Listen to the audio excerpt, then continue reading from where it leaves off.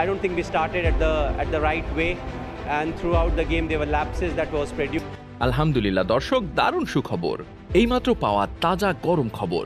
হঠাৎ লাইভে সবাইকে দারুণ এক আচমকা চমক দিল মহেন্দ্র সিং ধোনি। বিস্তারিত জানতে ভিডিও না টেনে শুরু থেকে শেষ পর্যন্ত দেখুন। দর্শক, মহেন্দ্র সিং ধোনি লাইভে এসে বলেন, বাংলাদেশ ক্রিকেট বোর্ডের সভাপতি নাজমুল হাসান পাপনের সঙ্গে আমার কথা হয়েছে এবং তিনি মুস্তাফিজুর রহমানকে পুরো আইপিএল আসরে খেলার ছাড়পত্র দিয়েছে।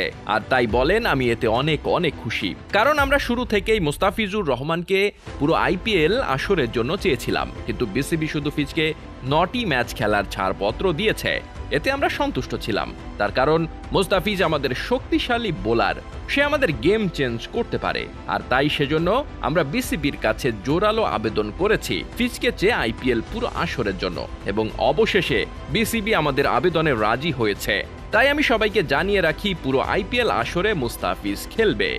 তো দর্শক, আপনার কি মতামত? অবশেষে পুরো আইপিএল খেলার ছাড়পত্র পাওয়ায় ফিজের তা জানিয়ে দিন আমাদের ভিডিওর কমেন্ট বক্সে। ধন্যবাদ।